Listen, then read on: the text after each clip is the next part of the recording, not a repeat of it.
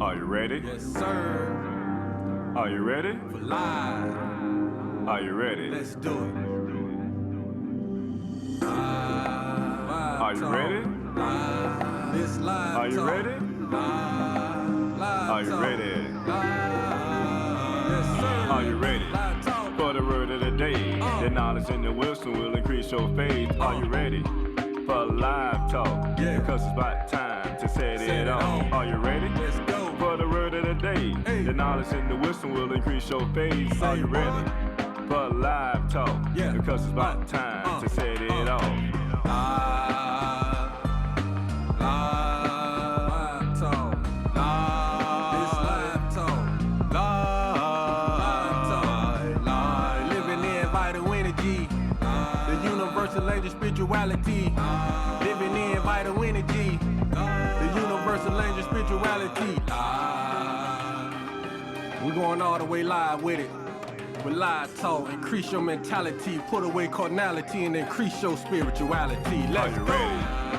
Live talk. Are you ready? This live talk. Are you ready? Live talk. Are you ready? Yes, sir. Are you ready? Live talk. For the word of the day, the knowledge and the wisdom will increase your faith. Are you ready? For live talk, because it's about time to set it off. To Live Talk today, I'm your host coming to you live, Author Jeremiah, alongside my co-host, Minister Samuel. Welcome back to Live Talk. Brother, we're trying to get everything together, and it's like sometimes you kind of get what do they call it? Get off a course. Enthusiasm to get going. And right, because it's a big show today. We're looking forward to the show today and having our guest on. But with all that being said, brother, how are you doing? I'm doing wonderful today. Always a great day, especially when we have a live talk, living in vital energy, providing that platform where we can speak, talk, bring on guests that can share their experiences with us and just let our community grow. So I'm excited. Likewise. So are you ready? I'm ready. I'm ready. So what I want to do first, I want to give us a rundown of this show today. First, we're going to have a word of the day by the minister. Right after that, we're going to go to a quick commercial break. And then we're going to bring on the host, not the host, but our special guest for today, who is Devell Hawkins, Author Devell Hawkins. Right after that, we're going to go into another commercial break. And then we're going to open up a little bit about something that's going on in the world today. But mainly, we're going to speak, the author going to have a reading for today that I want you to look forward to. And then after that, we're going to close out with announcements and kind of prepare you for our next show. So with no further ado, Minister, what's the word of the day? All right, the word of the day for today is going to be persistence. Persistence. We're going to talk a little bit about persistence. By definition, persistence is the continuance in a course of action in spite of difficulty or opposition. Persistence is the quality that allows you to continue doing something even though it's opposed by other people. Some synonyms for persistence so you get a better feel, especially tying in with today's show. Persistence can be considered as endurance, continuation, tenacity, having staying power. Basically, if you are persistent, you can continue to do something even though it's difficult or other people are against it. One of the, to give an analogy of persistence or a saying is, a river cuts through the rock, not because it's powerful, but because it's persistent. Yes, sir. See, now that rock got some strength and power. Yeah, it is. But that river, it wins every time because of persistence. Key word, brother. Good word. And I like to just chime in a little bit on the root word of persistence, which is persist. And it also means to continue to exist or prevail and like you mentioned, endure. And when we think about existing, we think about living, we think about being active, we think about being lively. And that's one of the key elements to being persistent. You know, persistent also applies to everything that we do in life, whether it's education, whether we're connecting socially, whether it's spiritual growth, whatever it may be, learning a skill, it requires persistence. And to truly become the best, it requires you to be so, lively as you can be.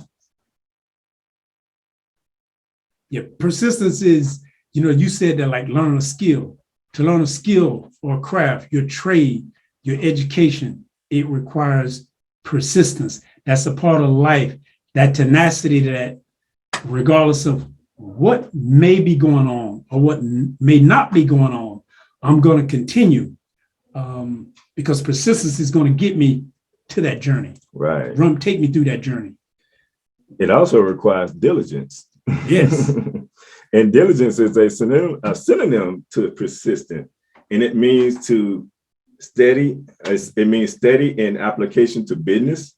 It also means industrious, not idle. So when you think about being persistent, that means you have to be active at all times. That means you can't be idle in a way. And I'm just going to share a verse that comes from Proverbs 13:4. And it says, the soul of the sluggard, the sluggard desire and have nothing, but the soul of the diligent should be made fat. Yep. Now, that's because the soul of the diligence was steady in application to business. He or she is industrious, not idle. So when it comes to persistent, you have to have the ability to move forward regardless of what obstacles may stand in the way, which is a big component to life in general. Yes, by all means, being able to make that leap from basically where there was nothing and now you're creating something, you're moving to another area. It's because, like you say, you're being diligent, which comes from persistence. And that's applicable in all phases of our life. You want to be successful, you have to be persistent. Right. And I believe we can say that about this guest today that we're going to bring in. And when we come back, we're going to introduce our special guest of today, Author Devell Hawkins, and we'll be right back. Hey, shalom and blessing, y'all. This is Author Israel coming to you live. Listen, I'm so excited because my ebook version of The Spiritual Significance of a Name is now available. You can go to my website today at www.yeremiahisrael.com. Now, this ebook is pretty much available anywhere and everywhere that ebook is sold. I'm so excited about that because, see, ebooks are sold internationally, but I would like for you to go to my website at www.yeremiahisrael.com, pick up your copy, or you can go ahead and download the ebook version of it. Whether you're on a plane, whether you're traveling, whatever you're doing, pick up this copy. It's only $4.99. It's not going to break your pockets and not going, break the bank. So go ahead and get the copy of this ebook now, today, $4.99. Go to yeremiahisrael.com and truly become blessed, because it will truly put you on a path to defining your true purpose. Until next time, peace and prosperity.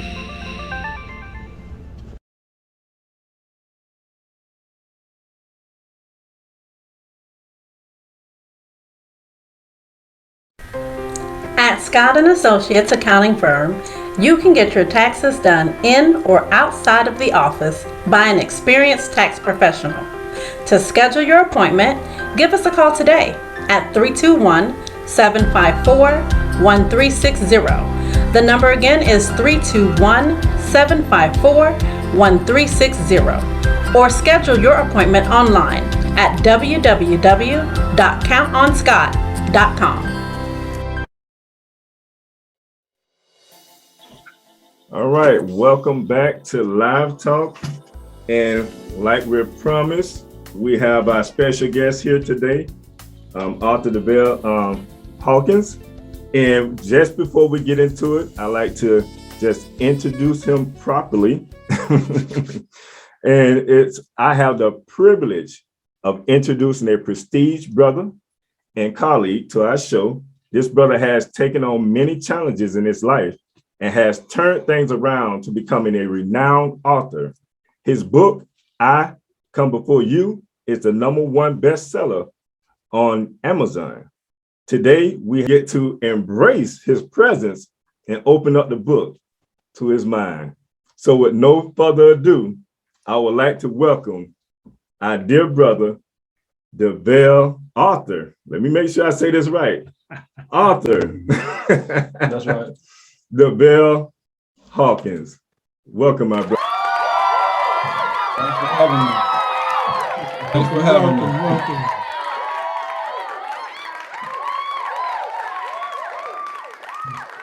Pleasure to have you today. It really How is. you doing today, my brother?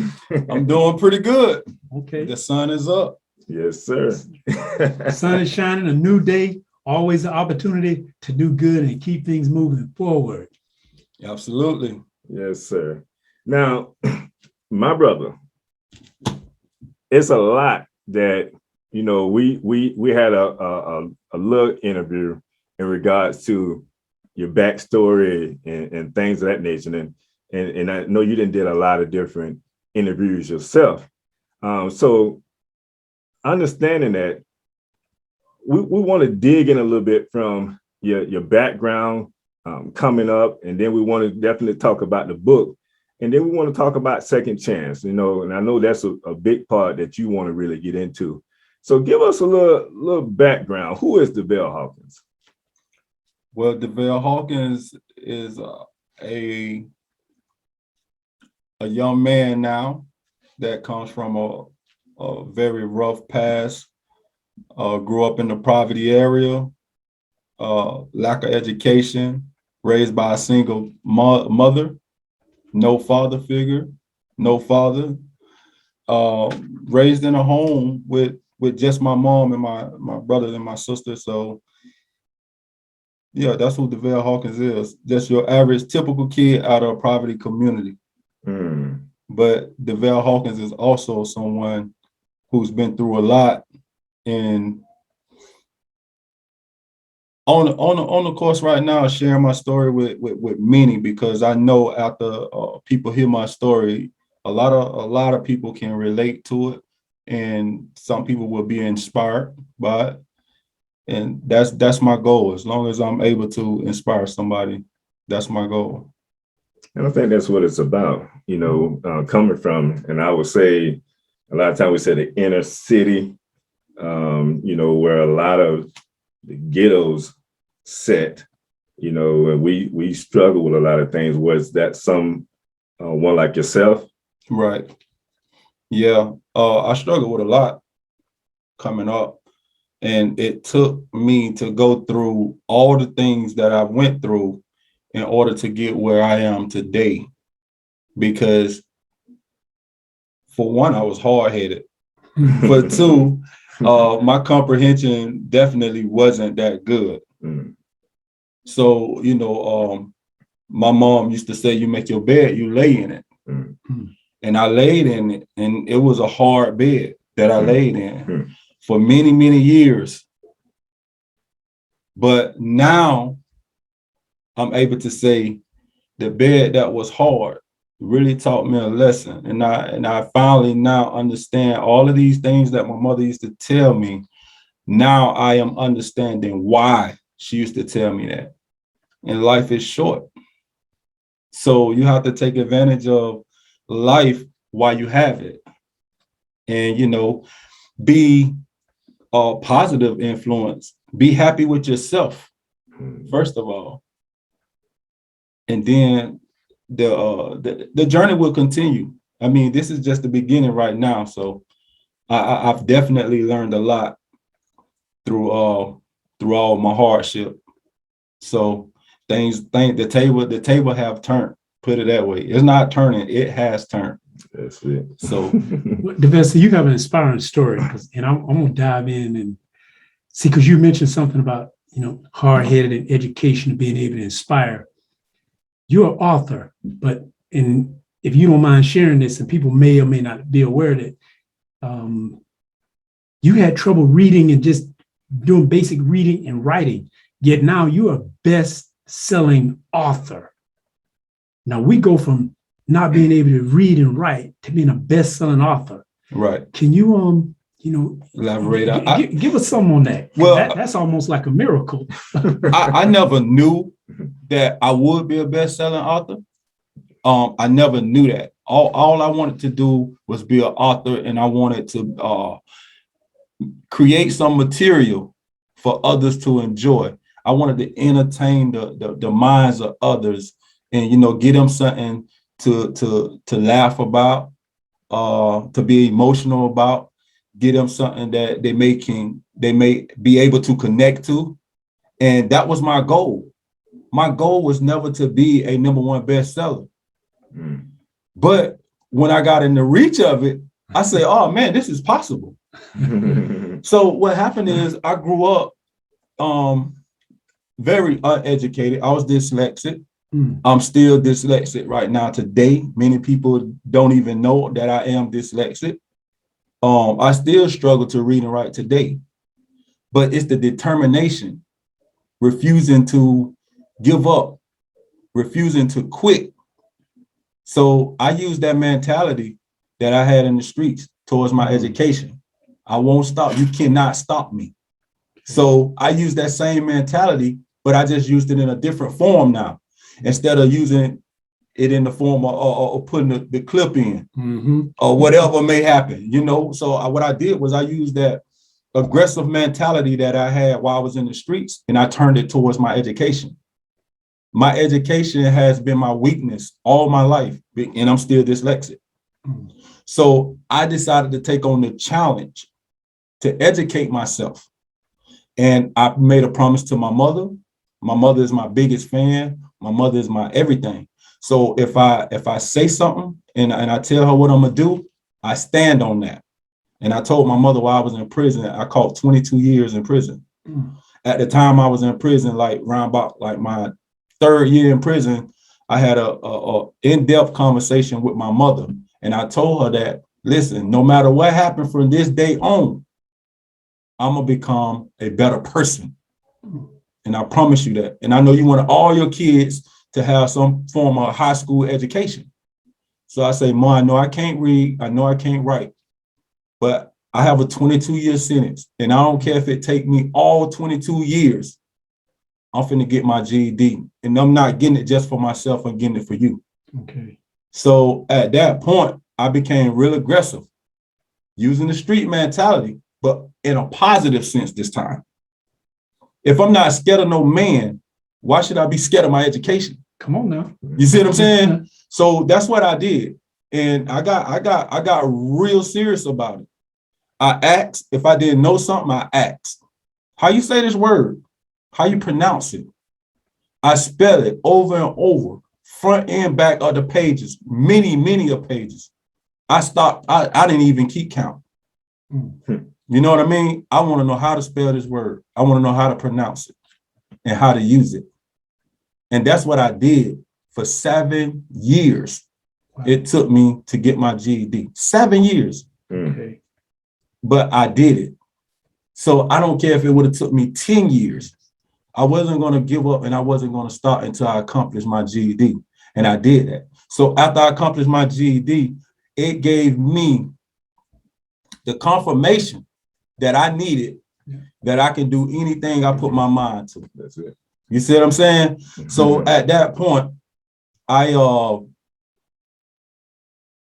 thought of something like, what can I do since I'm incarcerated? What can I do to put my name back in the streets? What can I do to reach beyond these walls to the people who have control of their own life out there? What can I do to make my mother proud of me, myself proud, my kids proud? What else can I do? Because I got my GED now. So it was only one thing that I strongly recommended to myself, and that was to write a book. I say, if I can write a book, guess what can happen? When I'm dead and gone, that book will still be here.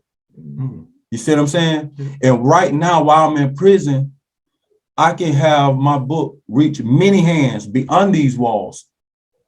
You see what I'm saying? I can get my name ringing back in the community where I come from, because many people in my community knew that I had some type of problem with reading and writing. And that's why I used to act out when I was in school.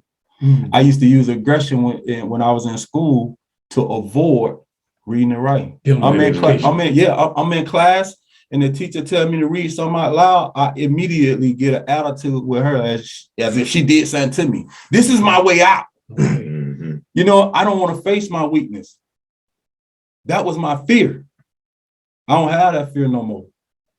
And I'm proud to be right here today to share with the people that I was able to overcome my fear. Now the sky's the limit, because I'm finna push this thing to the max. When we come to educate, I'm finna push it to the max, bro. And you know, and I'm proud of it. It's still a slow process because I don't read and write as fast as others. But the one thing that I do have is heart. You see what I'm saying? I got heart. I always had heart when I was in the streets. I wasn't afraid of no man.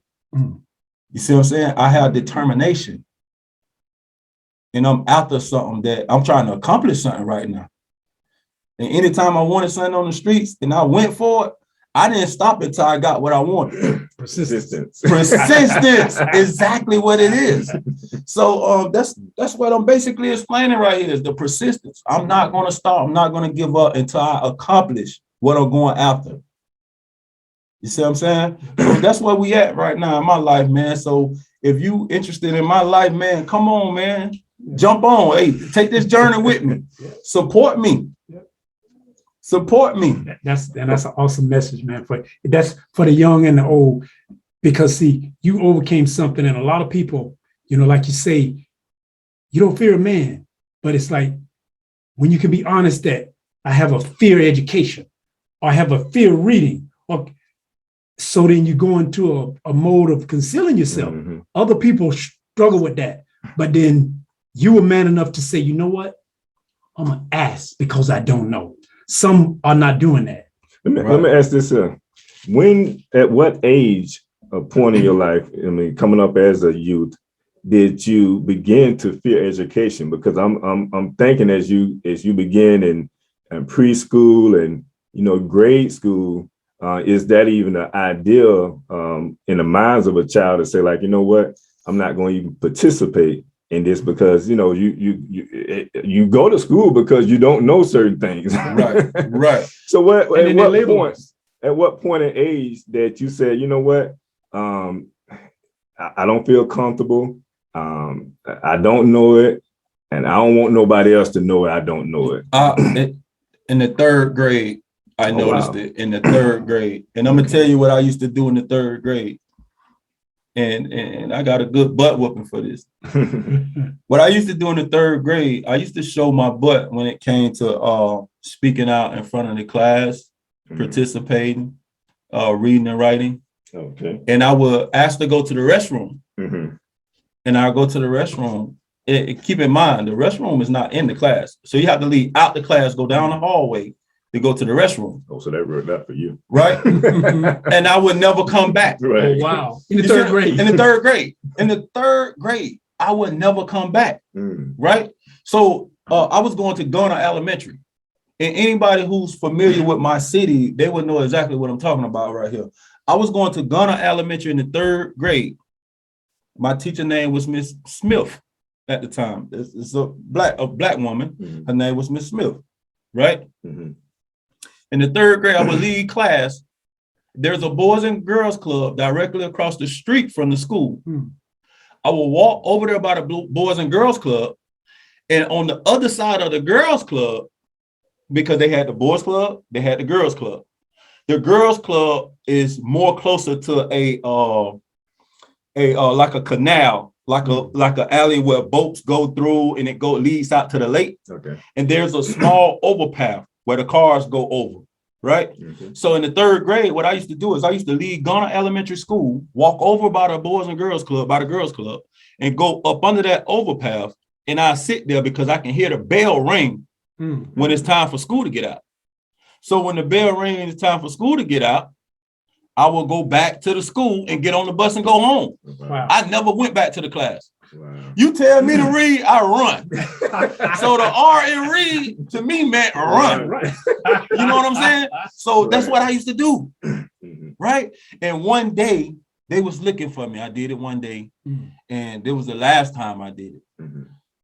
I did it one day, and I ended up falling asleep up under the overpath, right? Okay. But I woke up to the sound of keys and voices and radios and stuff like that, right? Wow. Okay. And my mother. Oh my goodness. Listen, let me tell you. See, you can't do this nowadays. Right. You can't do this nowadays. And my mama is a black woman. You hear me? Man, my mama whooped my butt from that overpath. I rode her bus to school because my mom drove the school bus. Oh, Oh wow. wow. My mom drove bus for over 35 years for them people, for the school board, right? So I rode her bus to school. My mama whooped my butt from the overpath all the way to her bus, right? She dropped all the kids off, make her every stop. Now I'm on the bus with her, so I got to go home with her. And when she parked that big old bus in the yard, she whooped my butt off the bus into the house. So all that the army run, I was running from my mama then. Yeah. You hear me? And they had at that point they came up with a solution, and not one time have I ran out of class like that again. You know what I'm saying? That was the one butt whooping that I got that I didn't run out of class no more. I'm listening to this one. I don't want that one no more. That one right there was a little too rough for me, you know. Right. Yeah, she got me good on that one. So you know, Mama didn't play with that one. yeah, I ain't playing with that one no more. That's just like one time she whooped my butt when she told me don't go down there to that lake, right? And I had a friend named Troy. He ended up dying like maybe a couple of days after she told me don't go to the lake. He ended up down in that same lake. Oh, wow. So I go down to the lake one day and she looking for me. You know, your mama call your name from the neighborhood. I don't care how far you're away from the house. You can hear that lady call you, right? And I thought Jesus was, they say Jesus walked on water. He went by himself, boy, because when she came to that lake, boy, I was running on water. Yeah. You remember that? I remember them the two butt whoopings from when I was a youth, when I was young, that I remember right now. So tell me, like you said, 3rd grade, Mhm. this is when you gained this phobia. But as now, I have to ask this, what grade did you reach before you said, I'm like done with school? I can The make 10th that grade, choice. the Okay. 10th grade, the 10th grade, I went to the high school. I was an all-star football player. Okay. And anybody in my age group right now will agree with that, you know. They'll put their stamp on that easy. So in the 10th grade, I was a all-star football player. And at that point, I was knee deep in the streets at that age. Okay. Right. I used to take drugs to school. I used to trap on the corners and stay out all night, what we call Brooklyn's, right? And I would leave off the block with drugs in a pill bottle and go straight to school with the drugs in my pocket. Wow. I was knee deep in the streets. You know, Yes, sir. all I wanted to do is just attend school so I don't hear my mama mouth. Right. And then I end up going to prison for attempted robbery. And that was the end of my high school journey. That was the end of all my education right there when I went to prison for attempted robbery. And the person who I attempted to rob at the time, I didn't know who it was. But when I seen him, I knew exactly who it was because there was a friend of my mother's. Okay. Right. And God bless his dead right now. His name is Andre Berto. His son is Andre Berto, the professional boxer who fought Floyd Mayweather. Okay. That's why I went to prison for the first time attempted robbery. I went in to rob the store. And when I seen Mrs. Berto, it shocked me. She was like, looked like she was 9 months pregnant at the time. And I was stunned, like, oh, that's who owned the store? And I got a gun in my hand. I scared the lady to death. And I ran out of there. Mr. Berto chased me across the highway. I thought I got away. And I thought he stopped, but he didn't stop. It's just that I was so fast at the time, I left him. So when I'm walking down the alley, I pulled my mask off. And at the end of the alley, he looked and he said, hey. And I turned around and he seen my face. And that's when I went to prison for attempted armed robbery. Fascinating. Yeah, that's a powerful story. You know, especially be in the position that you are in today. And I'm gonna get a little bit into your book. How long ago did you write this book? I Come Before You. When I first started writing this book, I wrote this book in like 2000. It was like 2017. 2017 when I first wrote this book. I revisit the book in 2019, right before I got out of prison. I didn't know I was getting out, but I revisit the book, and it had a totally different book cover, and I published it, and I didn't like the book cover, and I didn't like the way it was reading. I was like, you know what? Let me stop moving so fast and get my book edited. And that's when I took it down and I revised it. And once I revised it and changed the book cover and everything, I started getting so much attention about this same book. It's the same book I wrote in 2017. But now that I revised it and got it edited and changed the book cover, it seemed like they woke up. Whoever wanted to support me, supported me. Whoever did not want to support me still supported me. Right. And I'm going to tell you the reason why I say that. Because I based this book in the city of Lakeland, Florida. That's why I based the landscape of this book, right? Yeah. And when I did that for a reason. Lakeland is the biggest city in Polk County, right? Lakeland has the most people in Polk County. That's city-wise. Like if you compare each city, the population in Lakeland is the biggest in Polk County. Okay. So when I based the book in Lakeland, they was like, "Nah, he didn't just do that." And I was like, "Oh, yes, I did do that." So they read the book, and the book, they relate to the book because I get the whole concept from the city of Lakeland. Right.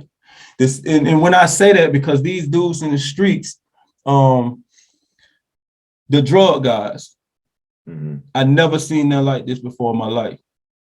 They destroyed the whole Polk County. And I don't care if I hope guys from Lakeland is listening right now and tuned in. These guys destroyed the whole Polk County when it came to snitching, what you call snitching. They snitched on each other. They tell on each other, get out of jail, and still hang together and sell drugs together. Where they do that at?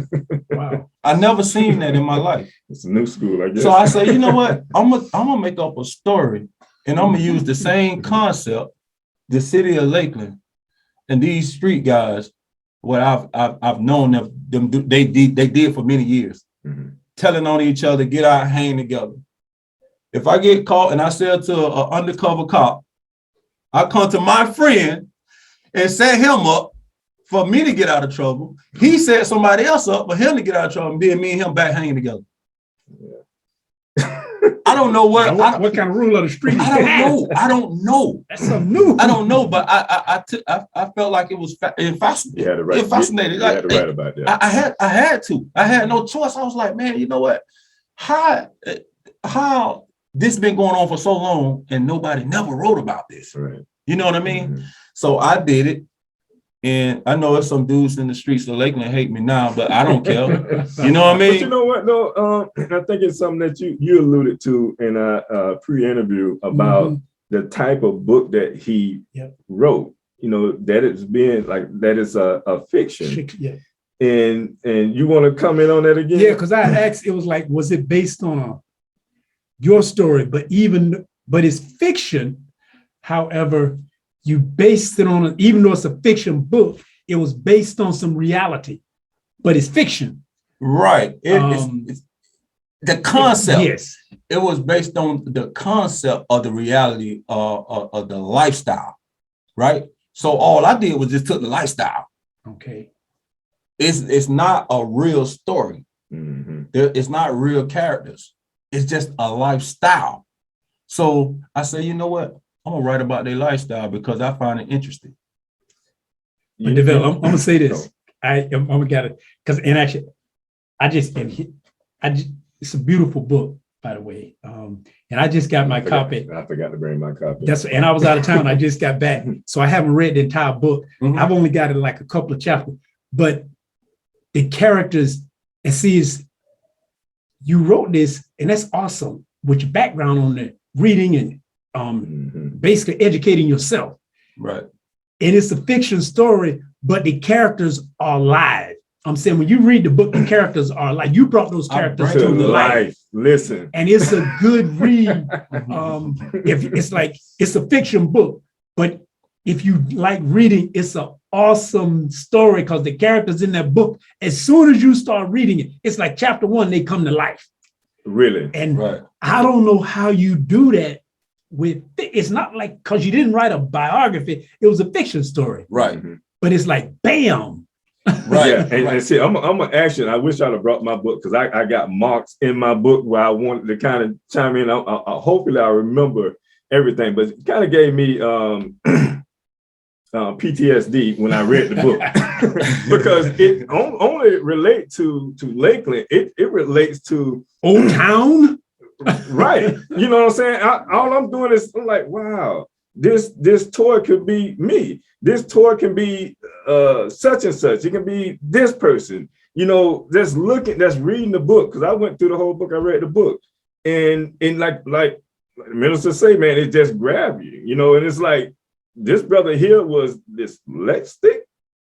You know, and he wrote couldn't this read book. or write. And what a mind, you know, like to put things together like he did in the book, it's so real. You know, you reading it, it's like you right there. It's like, you know, let me get up out of this warfare because I ain't a part of this. I'm gonna put this book to the side.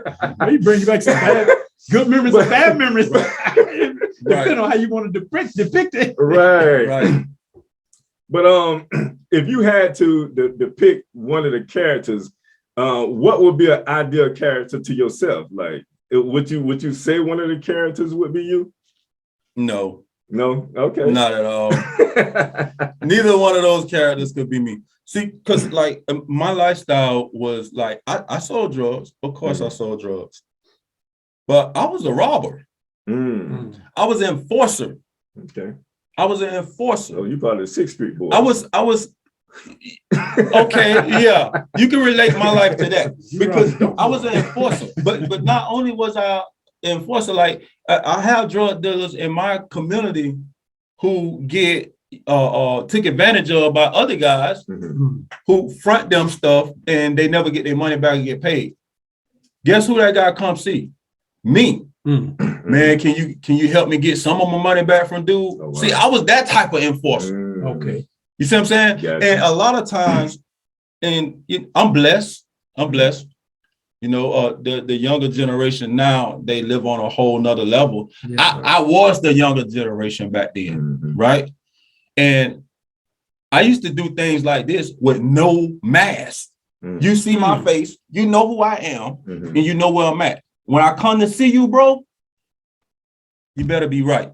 You know what I mean? Because when I come to see you, I'm coming, and I ain't playing when I come. And you know exactly who I am. Yep. So just by me, reacting like that or bringing the pressure to guys like that right there, it put me on a different level because they didn't have the heart to kill.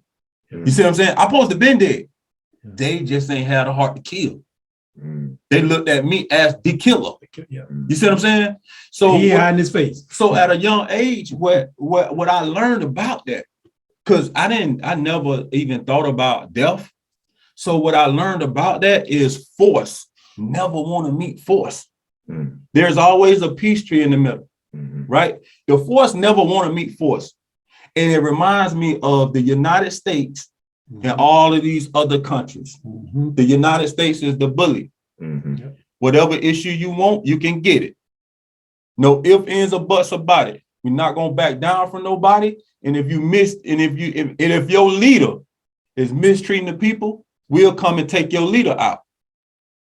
Force never want to meet the force, bro. Right. There's always some type of media. It's somebody paying peace tree in the middle. Right. Even if it's the person you going after, he don't want that pressure. Yeah. Because he don't have the heart to kill. So that's what I learned at an early age. So what I did was I always brought the pressure. I'm gonna bring the pressure to you before you can get to me. Or you know what I mean? Gotcha. So yeah, that's how I ran it. So what character in the book did you like the most?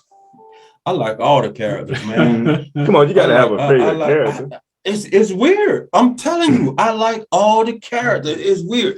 Even Shirley.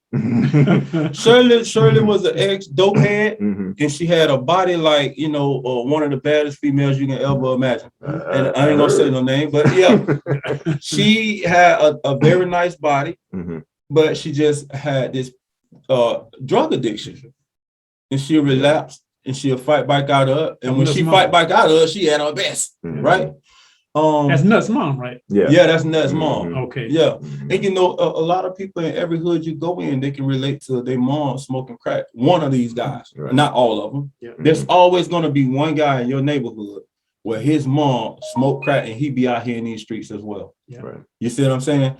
So I thought the story itself was, I say, man, after I wrote the story and I read my own story, I was like, hold on, this seemed to be too real. and it's crazy because I wanted it to seem that way. You know what I mean? I really wanted it to seem. And it is, like I'm saying, it jumps off the pages when you start reading. I'm looking forward to finishing because I haven't had it, but just getting into it is so much in the book. And we got so much we want to talk about. I know we're pressing for time. No. Maybe I ran my mouth a little too much. No.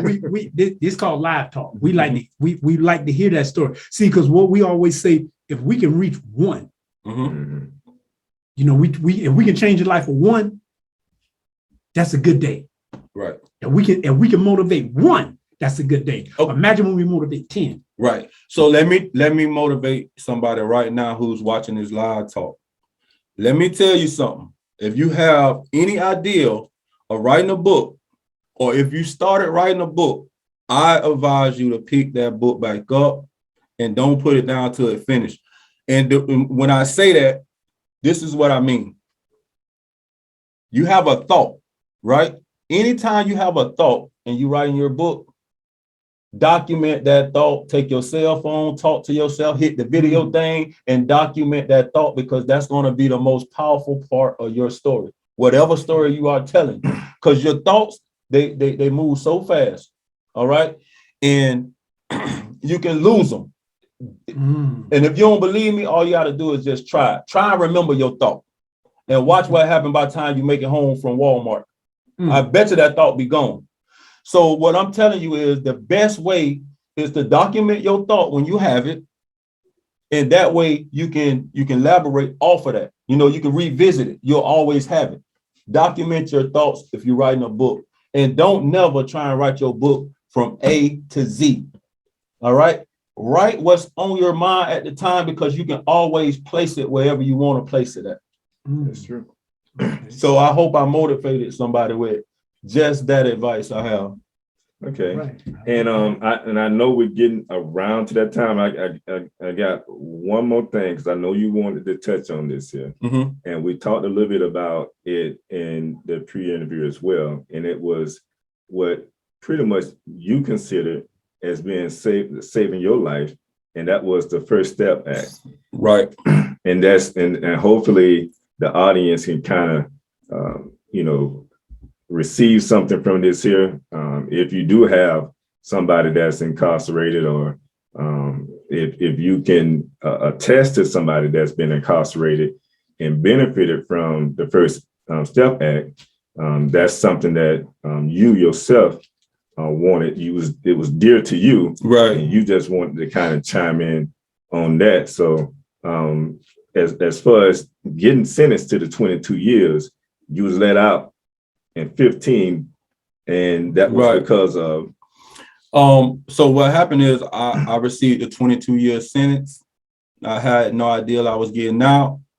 So I used my time to better myself in the process. And I want to give as we go through this, I want to give a shout out to Tracy McGrady. Okay. Because if it wasn't for Tracy McGrady, this book would not have been published until I got out. Gotcha. Tracy McGrady funded me to have my book self-published while I was incarcerated. I called him from the prison phone. A lot of people can't do that. Right. So he gave me the opportunity at that point to be a self-published author. So I want to thank Tracy McGrady for that. So in the course of my 22-year sentence, I had no idea at year 15, after year 15, that Kim Kardashian would be fighting to get me out of prison. Kim Kardashian went to the White House and talked to Donald Trump. Shortly after that, he was signing the First Step Act into law to let me out of prison. I'm not the only one benefited from that law. There's many others benefited from this law. And I just want to thank Kim Kardashian for saving my life, for fighting for many of us that was incarcerated, serving extensive time that we really didn't deserve for the crime. Right. Right. And what I know about that is you had to have a good behavior, and then you had to learn something, and that was one of the skills. You got a GED. The GED while you was there, right? And so that allowed for you to be able to qualify for that program. Exactly. Okay. Awesome. And just some background, because whether you dislike him or like him, he did sign it in the law. So Right. that's a good thing. Right. Give kudos where they need deserve, to be put at. Right. Because as of this was, I think, of 2019, there were over 1,700 offenses that were either released or reduced. And there was, what was that number?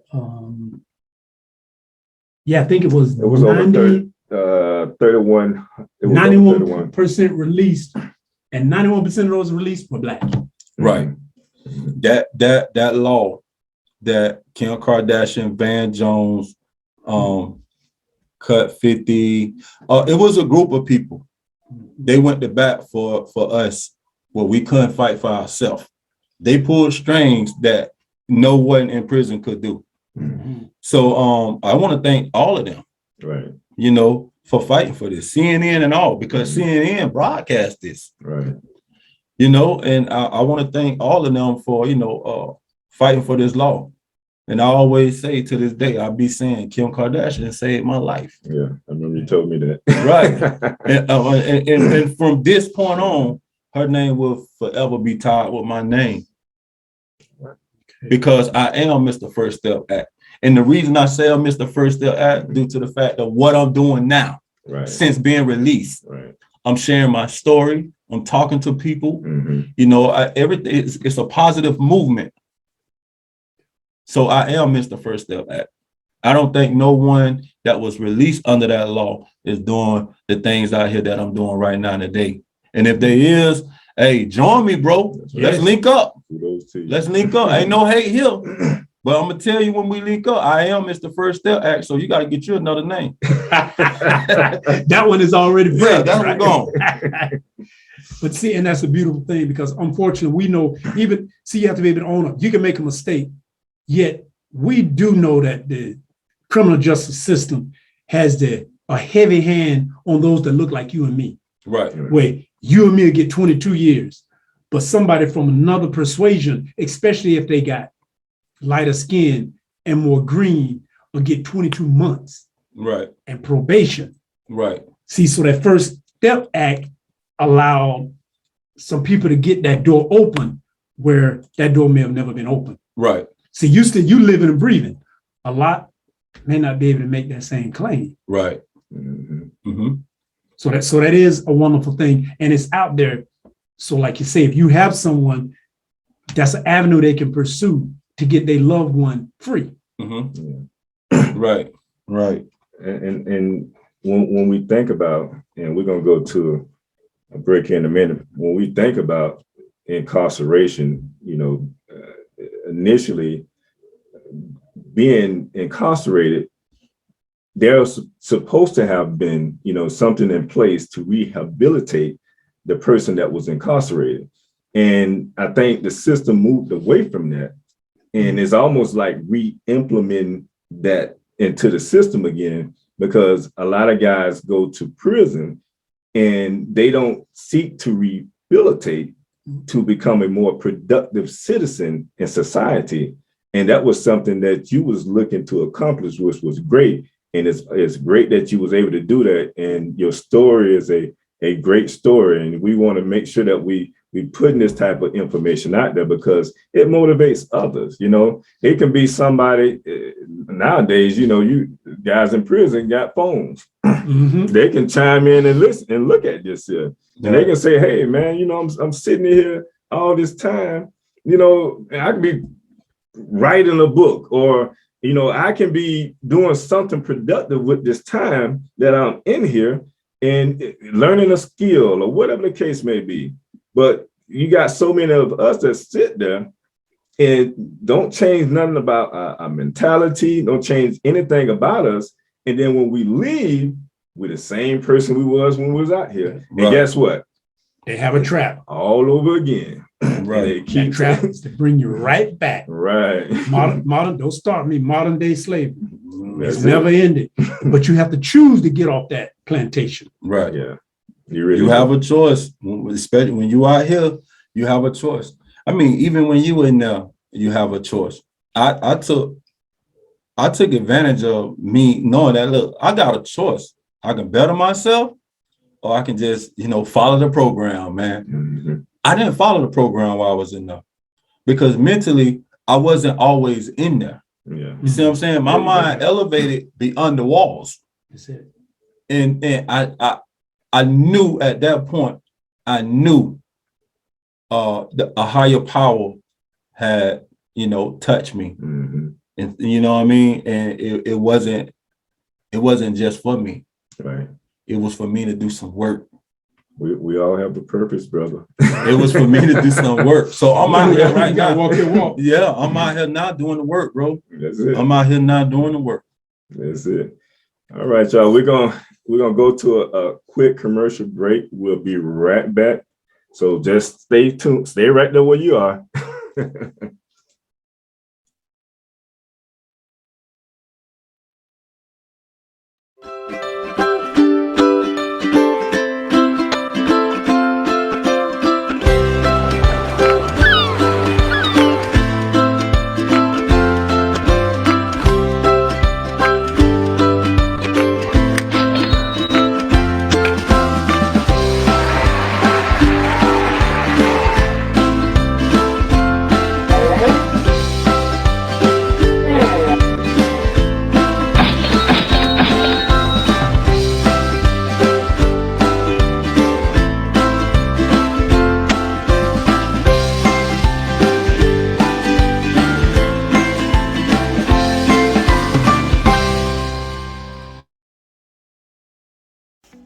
Hi guys, Angela Scott with Scott Capital Finance.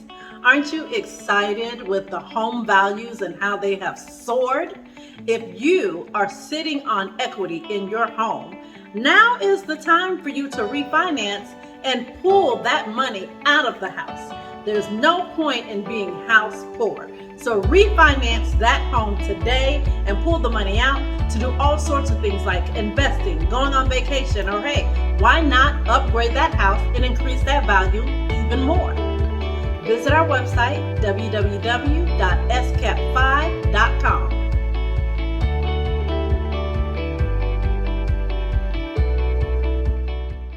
Hi, y'all. This is Jeremiah, founder of Computers Unlimited International Inc. I am so excited about this shopping season. Here at Computers Unlimited, we have all that you're looking for. Check out this tablet here, only $35. It also comes with a case. We also have name brand tablets like this Dell 8-inch for only $139. How about upgrading to a sizable tablet like this here, 10.1-inch tablet for only $99? Here at Computers Unlimited, we have the deals for you. Won't you go online now to www.compunlimited.net. Happy shopping!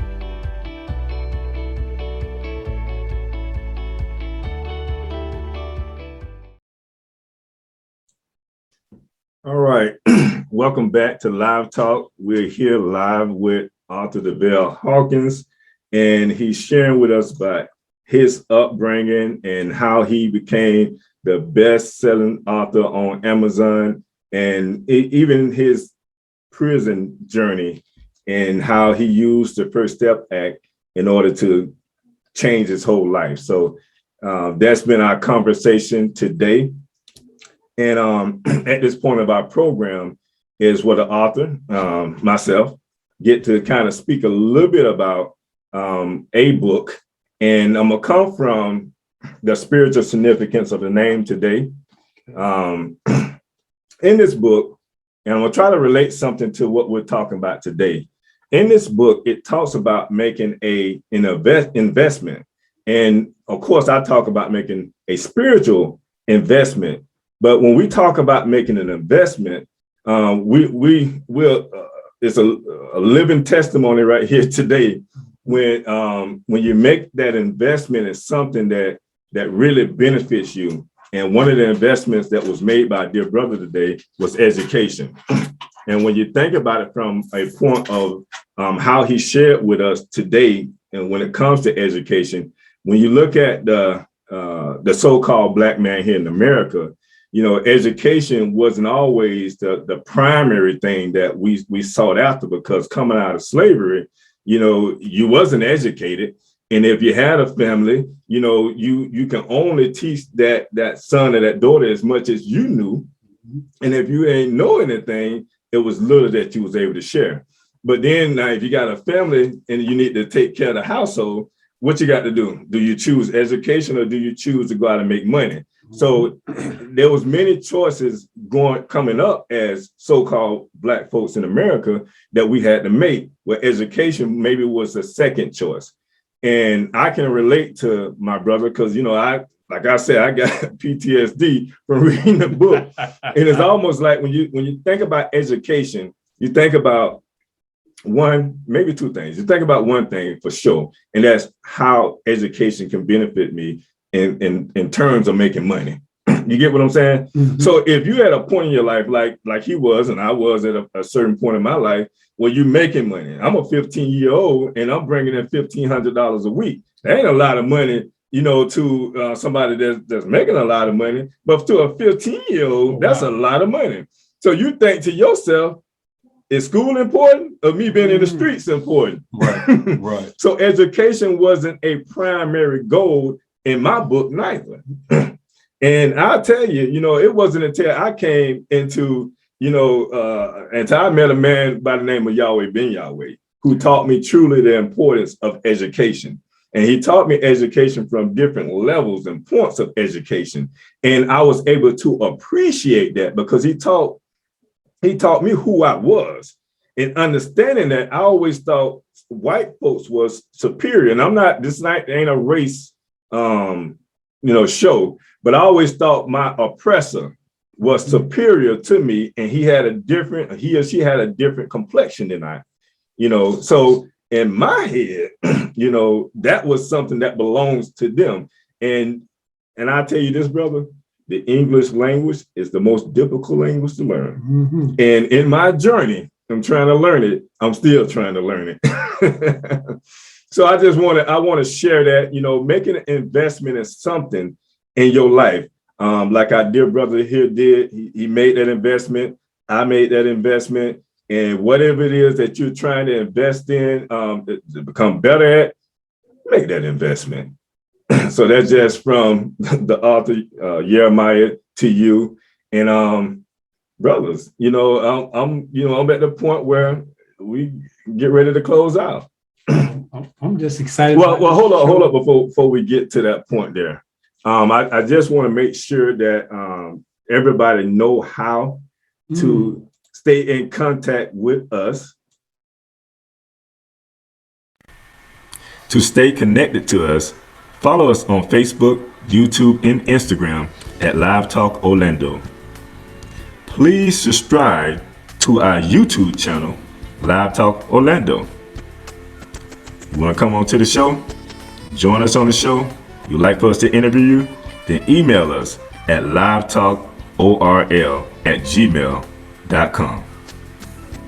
You can also follow the host on Facebook at Define Your Purpose 2021, on Instagram at Jeremiah Israel, and you can visit the website www.jeremiahisrael.com. Make sure you pick up a copy of The Spiritual Significance of a Name.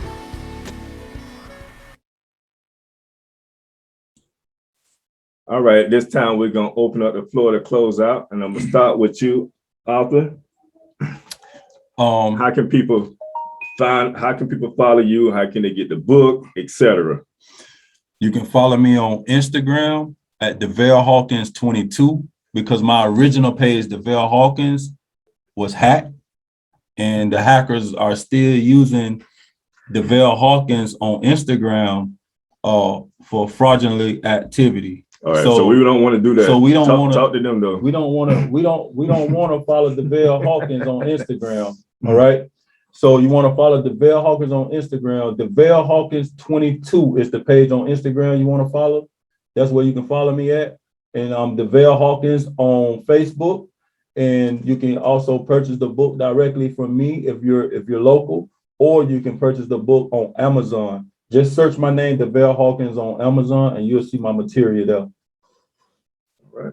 Right. Hey, well, I just want to hold up this book because this is a very beautifully illustrated book. It's well written. And as you know, and if you don't know, we love promoting our people, especially when they're doing positive things and they're making an impact in our community. This book makes an impact. It says, I come before you. See, this is a story of someone who can tell you that I had to teach myself to read, and then they wrote a book and it became a best-selling book. What excuse do you have? You don't have one. All you need to do is be persistent.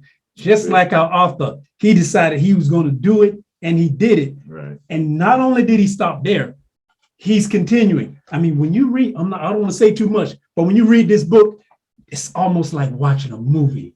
So you need to get you a copy of this book. It is it's a fiction book, but it is a wonderful read. It is. It really engaged you. Listen, I got the book, and I don't think I sat it down. I read the book, and I don't think I sat the book down until it was done. Yeah, we have to do that. I mean, we read other stuff and we support, and I believe it's important, all moral people, right. Especially moral people like us, right. Because everybody talk about supporting themselves and lifting. The only way we lift ourselves up is we lift each other up. Right. We can't wait for somebody else to do it. We do it ourselves. That's it. And the best way to do that, y'all know me, I'm straightforward, is support. That means you got to take the money out your pocket and put it back into the pocket of another Black man or another Black woman so they can continue to do that endless circle. We know we support the others, but please don't forget about supporting yourself. Oh, can I just say one thing for y'all close out? Yes, sir. I want to give a big shout out to Michael Alden and the Alden Report, because he is very, very, that's a very good man. That's a very good guy. He also helped me along my way. And he's the reason why I'm giving that to Michael Alden. He's the reason why I was able to become a #1 seller on Instagram. I'm sorry. On Amazon. Thanks for the correction, brother. Yeah, he was part of the reason. His marketing services and the things that he know is, I give a big shout out to Michael Alden, man. Thanks a lot for all your support, brother. All right. And we're humbled to have you on Live Talk. We're humbled to have you on Live Talk. Definitely. We want to thank you for joining us today, brother. I know you had to go through a lot of traffic. Y'all just don't know. We had to kind of changed some things around, and but he's here live in the studio. So thank you for that. I want to thank everybody for tuning in to Live Talk, like always. And from the host, I want to say peace and prosperity from Live Talk. We out. Are you ready? Yes, sir. Are you ready? For live. Are you ready? Let's do it. Are you ready? This live. Are you talk. ready? Live Are you talk. ready? Yes, sir. Are you ready? Live talk. For the word of the day, the knowledge and the wisdom will increase your faith. Are you ready for live talk? Yeah. Because it's about time to set it off. Are you ready? Let's go. For the word of the day, the knowledge and the wisdom will increase your faith. Are you ready for live talk? Yeah. Because it's about time to set it off. Live talk. This live talk. Live talk. Living in vital energy. The universal language spirituality. Living in vital energy. The universal language spirituality. We're going all the way live with it. With live talk, increase your mentality, put away carnality, and increase your spirituality. Let's go. Live talk. Are you ready? This live talk. Are you ready? Live talk. Are you ready? Yes, sir. Are you ready? Live talk. For the word of the day, the knowledge and the wisdom will increase your faith. Are you ready for live talk? Because it's about time to set it off.